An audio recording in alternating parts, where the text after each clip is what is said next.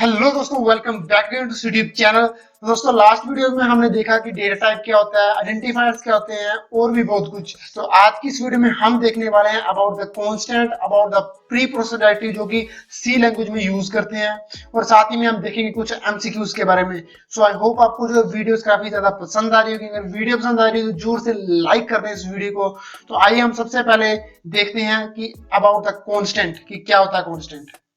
बात करूं तो कांस्टेंट क्या होती है, तो आपको नाम से क्लियर हो रहा है कि कांस्टेंट क्या होता है। एक फिक्स्ड वैल्यू है किसी भी प्रोग्राम में जिसको कि हम चेंज नहीं कर सकते जब भी प्रोग्राम एग्जीक्यूट हो रहा है। यानी कि जब भी प्रोग्राम को एग्जीक्यूट कर रहे हैं उस दौरान हम उस वैल्यू को चेंज नहीं कर सकते हैं, और इन्हीं फिक्स वैल्यू को हम लिटरल्स भी बोल सकते हैं। तो बेसिकली आगे आप शब्द सुन सकते हैं लिटरल क्या होता है। तो literal are the fixed values in the programming language, यानी कि fixed programming language that can not be altered during the execution. यानी कि जब हम प्रोग्राम को एग्जीक्यूट कर रहे हैं, रन कर रहे हैं, उस समय उसकी वैल्यू चेंज नहीं हो सकती। तो बेसिक चीजें आपको ध्यान में रखनी है। कीवर्ड, आइडेंटिफायर, कांस्टेंट, वेरिएबल क्या होता है। Constant can be of any basic data type. Constant किसी तरह का हो सकता है। इंटीजर कांस्टेंट भी बोल सकते हैं हम, फ्लोटिंग कांस्टेंट भी हो सकता है, कैरेक्टर कांस्टेंट भी हो सकता है, और बेसिकली स्ट्रिंग कांस्टेंट भी हो सकता है। आगे देखते हैं कि होता क्या है। इंटीजर कांस्टेंट आप कौन सा होता है। बेसिकली ये वो कांस्टेंट होता है जिसमें कि इंटीजर लिटरल यानी कि इंटीजर वैल्यू स्टोर हो सकती है कोई भी, और डेसिमल फॉर्म में भी हो सकती है। डेसिमल यानी कि 0 to 9, ऑक्टल भी हो सकती है यानी कि 0 to 7, और हेक्साडेसिमल यानी कि 0 to 9 and A to F, यानी कि बेसिकली 0 to 15 होती है, लेकिन जो 10 to 15 उसको हम A to F डिनोट करते हैं। तो आपको ये ध्यान में रखना है। ये हो गए हमारे इंटीजर कांस्टेंट। एक एक चीज बहुत इंपॉर्टेंट, आप ध्यान से जो है इन चीजों को नोट डाउन कर सकते हैं। नेक्स्ट में बात करते हैं फ्लोटिंग पॉइंट कांस्टेंट क्या था। फ्लोटिंग पॉइंट्स मैंने बता दिया था आपको, डेसिमल नंबर्स को हम स्टोर करते हैं। वो जो कांस्टेंट होते हैं उनको हम फ्लोटिंग पॉइंट कांस्टेंट भी बोल सकते हैं, यानी कि कांस्टेंट को जो हम फ्लोटिंग पॉइंट कांस्टेंट भी बोल सकते हैं, इनकी वैल्यू चेंज नहीं होती है। नेक्स्ट कुछ होते हैं कैरेक्टर कांस्टेंट भी होते हैं। बेसिकली जब हम सिंगल कोट में कोई भी चीज लिखते हैं वो होती है कैरेक्टर, और जब हम डबल कोट्स में कोई चीज लिखते हैं उसके अंदर उसको बोलते हैं हम स्ट्रिंग। डिफरेंस याद रखना है, सिंगल कोट्स वाले को कैरेक्टर, डबल कोट्स वाले को स्ट्रिंग, दैट्स इट। यहाँ पे जैसे मैं लिखा हुआ है एक्स और ये वाई, ये है कैरेक्टर कांस्टेंट। जब मैंने किसी भी प्रोग्राम में ये डबल कोट्स में एक्स लिख दिया, यानी कि इसकी वैल्यू हम चेंज नहीं कर सकते। बेसिकली ये कैरेक्टर एक्स है। अगर मैंने किसी प्रोग्रामिंग लैंग्वेज में लिख दिया, जैसे प्रिंट एफ के बाद लिख दिया एंटर दी नंबर या फिर एंटर योर नेम, तो जो एंटर योर नेम है ये फिक्स हो गया, ये आप चेंज नहीं कर सकते वहां पे। और ये जो है इसके अंदर ये क्या हो जाएगा, एक स्ट्रिंग हो जाएगी, दैट्स इट। तो अभी हम देखते हैं कि हैश डिफाइंड एक्चुअल में होता क्या है। तो अभी जो लास्ट में जो जीओआईटी का एग्जाम हुआ था मार्च में, उसमें जो है क्वेश्चन आया था कि हैश को हम क्या बोलते हैं। तो हम हैश को बोलते हैं प्री प्रोसेसर डायरेक्टिव, और उसका क्या काम होता है। बेसिकली इसका यूज करते हैं हम किसी भी हेडर फाइल को इंक्लूड करने के लिए। तो नीचे जैसा कि आप देख सकते हैं कि हमने लिखा है हैश इंक्लूड, तो हैश इंक्लूड एंगल ब्रैकेट और stdio.h। तो बेसिकली हैश इंक्लूड का मतलब है कि ये इंक्लूड करता है हेडर फाइल्स को। अब हेडर फाइल्स की बात करूं तो हेडर फाइल बेसिकली एक लाइब्रेरी होती है जिसमें कि बहुत सारे फंक्शंस पहले से बने होते हैं। यानी कि जैसे यहाँ पे लिखा हुआ है have built in function. Built in function का मतलब है कि हमें खुद से लैंग्वेज में कोई भी फंक्शन बनाने की जरूरत नहीं है, पहले से एक लाइब्रेरी बनी हुई है। हमें जस्ट उस लाइब्रेरी फंक्शन जैसे कि यहाँ पे है stdio.h, हम जस्ट इसको जो है इंक्लूड करें, यानी कि इसको जो हमें लिखना है वहां पे, और ये सारे के सारे जो इसके अंदर जो फंक्शंस होंगे उनका हम यूज अपने जो प्रोग्राम में कर सकते हैं। stdio का मतलब है स्टैंडर्ड इनपुट आउटपुट, यानी कि स्टैंडर्ड इनपुट आउटपुट के जो भी फंक्शन है उसके लिए हम जो यूज करते हैं stdio.h। इसके साथ जो और हेडर फाइल्स होते हैं जैसे कि आप देख सकते हैं conio.h, CNIO.h,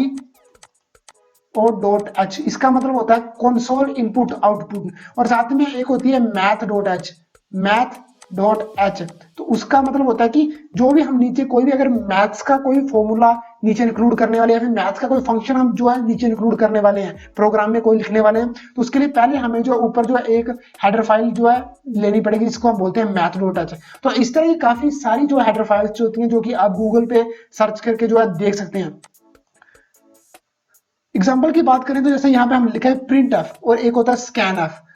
तो जो प्रिंट एफ और स्कैन एफ होता है ये stdio.h के अंदर जो फंक्शन जो है बिल्ट इन फंक्शन होते हैं, हमें इसके अंदर जो भी फंक्शनैलिटी, यानी कि जैसे हमने प्रिंट एफ लिख दिया तो इसकी जो भी फंक्शनैलिटी है वो इस लाइब्रेरी में, यानी कि लाइब्रेरी में वो पहले से बनी हुई है, हमें जस्ट वहां पे लिखना है प्रिंट एफ और उसको यूज कर लेना है। प्रिंट एफ का हम यूज करते हैं डिस्प्ले द आउटपुट। बेसिकली जब भी हम जो कोई भी प्रोग्राम लिखते हैं और हम चाहते हैं कि उसकी आउटपुट हमें जो है एक डिस्प्ले के अंदर जो है दिखाई दे, फिर अगर मैंने लिखा है कि this is my name, this is my name, यहाँ पे एक लिखा हुआ रहा है दिस इज माई नेम, तो वो कैसे लिखा हुआ, अगर हमने प्रिंट एफ इंक्लूड नहीं किया, अगर हमने प्रोग्राम में प्रिंट एफ नहीं यूज किया है तो वो जो है हमें जो है शो नहीं करेगा, यानी कि आउटपुट हमें डिस्प्ले पे शो नहीं करेगा। उसके लिए हमें प्रिंट एफ फंक्शन का यूज करना पड़ेगा। दूसरा है स्कैन एफ। स्कैन एफ को हम यूज करते हैं बेसिकली अगर हमें 3 नंबर का सम करना है, फॉर एग्जांपल ए, बी और सी, और हम चाहते हैं कि हम जो यूजर से इनपुट, यानी कि हम जो है सामने वाले जो पर्सन है उससे हम इनपुट ले, तो हमें जो है स्कैन एफ का यूज करना पड़ेगा ताकि हम क्या कर सकें, यूजर से इनपुट ले सकें। अगर हम स्कैन एफ का यूज नहीं करेंगे तो हम जो है इनपुट नहीं ले पाएंगे, यानी कि हम कीबोर्ड की मदद से कोई भी इनपुट नहीं दे पाएंगे, वो ऑटोमेटिकली रैंडम वैल्यू हमें शो कर देगा। तो ये होता है बिल्ट इन फंक्शन जो कि stdio.h। और इसी के साथ कुछ और भी फंक्शंस होते हैं जैसे कि गेट char, गेट कैरेक्टर या पुट कैरेक्टर। बेसिकली इनका काम भी कीबोर्ड, जैसे गेट कैरेक्टर हो गया कि कीबोर्ड से कैरेक्टर लेना, और पुट कैरेक्टर का मतलब हो गया तो बेसिकली हम इन फंक्शन का भी यूज करते हैं। और इसके जैसे और भी बहुत सारे फंक्शन होते हैं जिनका कि हम जो है अपने प्रोग्रामिंग लैंग्वेज में यूज करते हैं। तो आप जो गूगल करके बाकी सारे फंक्शन आप चाहें तो देख सकते हैं। नेक्स्ट हम बात करते हैं अबाउट द स्टोरेज क्लासेस की। जो स्टोरेज क्लास एक्चुअल में होती क्या है, बेसिकली जो स्टोरेज क्लास होती है वो डिफाइन करती है scope and life time of the variable और function within the C program. Basically अगर मैं स्कोप की बात करूं तो इसका मतलब होता है कि जो फंक्शन या वेरिएबल है वो कहां पर डिफाइंड है, यानी कि पूरे प्रोग्राम में। कई बार होता है कि काफी बड़ा प्रोग्राम है तो वहां पे काफी सारे हो सकता है कि ब्लॉक्स बने हो, एक ब्लॉक हो गया, 2 ब्लॉक हो गए, 3 ब्लॉक, काफी सारे ब्लॉक्स होते हैं। तो इसका मतलब है कि जो वो फंक्शन या वेरिएबल है वो किस ब्लॉक के अंदर डिफाइंड है वो बताता है उसका स्कोप। और वहीं पे लाइफ टाइम की बात करूं तो लाइफ टाइम का मतलब है कि जो वेरिएबल है वो उस फंक्शन ब्लॉक में, यानी कि वो वेरिएबल जो इस ब्लॉक के अंदर कब तक रहेगा, यानी कब तक जो है उसका जो यूटिलाइजेशन वहां पे होगा, कब तक वो जो वेरिएबल है उस फंक्शन ब्लॉक के अंदर रहेगा, वो बताता है उसका लाइफ टाइम। और साथ में बात करूं तो कितने तरह की स्टोरेज क्लास होती है, वो होती है 4 तरह की। एक होती है ऑटो, एक होती है रजिस्टर, एक होती है स्टैटिक और एक होती है एक्सटर्नल। यानी कि तरह की जो है स्टोरेज क्लासेस होती है। एक ऑटोमेटिक होती है जहां पे कि वो कोई भी रैंडम वैल्यू जो है ले लेता है एज ए इनिशियल वैल्यू। और साथ ही में रजिस्टर, रजिस्टर का मतलब है कि जो स्टोर हो रहा है वो वैल्यू एक रजिस्टर में स्टोर हो रही है। उसी तरह स्टैटिक और एक्सटर्नल होती है। तो हम थोड़ा सा इसको जो है थोड़ा सा और आगे जो हम देख लेते हैं। जो स्टोरेज स्पेसिफायर है स्टोरेज क्लास वो 4 तरह की हमें पता चल गया, स्टोरेज, ऑटो, एक्सटर्न, स्टैटिक और रजिस्टर। ऑटो की बात करें तो उसकी जो स्टोरेज होती है वो होती है स्टैक। बेसिकली हमारे पास 2 तरह की मेमोरी, एक होती है स्टैक और एक होती है हीप। हीप बेसिकली होती है डायनेमिक मेमोरी। डायनेमिक मेमोरी क्या होती है, अब डायनेमिक मेमोरी की बात करूं तो फॉर एग्जांपल हमारे पास ये ब्लॉक है, इसके अंदर काफी सारे सेल्स हैं जिसके अंदर की हमारे कोई भी वो वेरिएबल है या कुछ भी जो है स्टोर हो रहा है। तो अगर मैं डायनेमिक की बात करूं तो जो भी हम वैल्यू स्टोर कर रहे हैं वो इन किसी भी सेल्स में जो है स्टोर हो सकती है। डायनेमिक का मतलब होता है वो कहीं पे भी स्टोर हो सकती है, डायनेमिकली यानी कहीं पे भी स्टोर हो सकती है। और वहीं पे स्टैक की बात करूं, स्टैक में क्या होता है, स्टैटिक वेरिएबल, स्टैटिक जो वैल्यू होती है वो एक पर्टिकुलर सेल में होती है। फॉर एग्जांपल अगर पहली वैल्यू इस सेल में हो रही है तो दूसरी यहाँ पे होगी, फिर तीसरी यहाँ पे होगी, फिर जो चौथी जो है यहाँ पे होगी, पांचवी जो है यहाँ पे होगी, छठवीं यहाँ पे, यानी कि एक जो पर्टिकुलर लहर में जो है एक पर्टिकुलर प्रोसेस यानी प्रोसीजर के अंडर या पहली स्टोरेज फिर दूसरी फिर तीसरी, इस तरीके से एक वहां पे उसकी स्टोरेज होती है। लेकिन डायनेमिक में क्या होता है वो कहीं पे भी स्टोर हो सकता है जहां पे भी उसको जगह मिल जाए। तो ऑटो की बात करें तो इसकी स्टोरेज स्टैक होती है। इनिशियल वैल्यू करें तो गार्बेज वैल्यू उठा लेता है। बेसिकली जैसे मैंने यहाँ पे लिखा int int I is equal to, अगर मैंने इक्वल टू में कोई भी वैल्यू नहीं दी है तो इंट जब जैसे प्रोग्राम एग्जीक्यूट होगा तो ये रैंडम कोई भी वैल्यू जो उठा लेगा, इसलिए आप लिखा गार्बेज वैल्यू। स्कोप की बात करूं तो उसका जो स्कोप होता है वो विद इन द ब्लॉक, यानी कि जिस ब्लॉक के अंदर, जैसे मैंने पहले बताया कि फॉर एग्जांपल ये एक ब्लॉक है, दूसरा ब्लॉक हो गया, ये ब्रैकेट्स में लिखी है मैंने। तो यानी कि अगर इस ब्लॉक के अंदर मैंने जो है उस वेरिएबल को यूज किया है, उस जो फंक्शन को यूज किया, तो इसी के अंदर उसका स्कोप हो, यानी यही तक सीमित है, वो दूसरे में हम उसको यूज नहीं कर सकते। और लाइफ की बात करें, जब तक ये ब्लॉक चलेगा तब तक जो है वो यहाँ पे काम आएगा। जैसे इस ब्लॉक के बाहर एग्जीक्यूट हो जाएगा तो इसका भी काम खत्म हो जाएगा। एक्सटर्न की बात करें तो इसकी जो स्टोरेज होती है डेटा सेगमेंट में होती है। और साथ ही इनिशियल वैल्यू, इसकी जो इनिशियल वैल्यू होती है वो होती है 0। और स्कोप की बात करें तो इसका स्कोप होता है वो ग्लोबल होता है, यानी कि अगर आप कहीं पे भी इसको जो है डिफाइन कर दो और बाकी जितने भी ब्लॉक है कहीं पे भी इसको हम जो है यूज कर सकते हैं। और लाइफ की बात करें, जब तक पूरा का पूरा क्योंकि कहीं पे भी यूज कर सकते हैं, तो बेसिकली इसका मतलब ये है कि पूरा का पूरा प्रोग्राम जब तक खत्म नहीं होगा तब तक इसकी जो लाइफ रहेगी। स्टैटिक की बात करें तो सेम, इसका जो स्टोरेज है वो डाटा सेगमेंट है, इनिशियल वैल्यू इसकी भी 0 होती है। और बात करें तो वो तो होता है with in the block, scope क्या होता है विद इन द ब्लॉक। लेकिन जो लाइफ होती है वो जब तक पूरा प्रोग्राम खत्म नहीं होता तब तक जो है इसका रहता है ये उसके अंदर, प्रोग्राम के अंदर। रजिस्टर की अगर मैं बात करूं रजिस्टर की बात करें तो इसका जो स्टोरेज होती है वो रजिस्टर होती है। बेसिकली मैं बात करूँ फास्टेस्ट स्टोरेज होती है कंप्यूटर में, जो फास्टेस्ट स्टोरेज वो रजिस्टर होती है। उसके बाद की बात करूँ तो कैशे होती है, फिर एसएसडी, एंड लास्ट में जो सबसे कम स्पीड जिसकी होती है हार्ड डिस्क की। तो register is the fastest memory, ये भी आपको याद रखना है। और इस ये भी एक स्टोरेज क्लास है जहाँ पे की वैल्यू स्टोर हो सकती है। इसकी अगर मैं इनिशियल वैल्यू की बात करूँ तो ये भी रैंडम कोई वैल्यू उठा लेता है, गार्बेज वैल्यू। और इसका जो स्कोप होता है वो ब्लॉक के अंदर ही होता है, और साथ ही साथ लाइफ टाइम भी इसकी ब्लॉक तक ही सीमित होती है। तो ये होती हैं 4 तरह की स्टोरेज क्लासेस। आई होप आपको समझ आएगा कि स्टोरेज क्लासेस क्या होती हैं, साथ ही साथ जो प्री प्रोसेस डायरेक्टिव क्या होता है, कॉन्स्टेंट क्या होता है। तो अब हम देख लेते हैं कुछ एमसीक्यूज। एमसीक्यू की बात करूं तो वो है सी इज विच लेवल लैंग्वेज। सी होती है कौन से लेवल की लैंग्वेज होती है। बेसिकली हमारे पास एक लो लेवल लैंग्वेज होती है, एक हाई लेवल लैंग्वेज होती है। लो लेवल लैंग्वेज वो होती है जो कि मशीन समझ पाती है, और हाई लेवल लैंग्वेज वो होती है जो कि हम जो लोग हैं इंसान वो समझ पाते हैं, और जिसकी मदद से वो कोडिंग कर पाते हैं। तो सी लैंग्वेज को कौन यूज करता है, हम लोग इंसान प्रोग्रामर यूज करते हैं। तो वो एक होती है हाई लेवल लैंग्वेज, जो कि आपको याद रखना है कि option B is the right answer.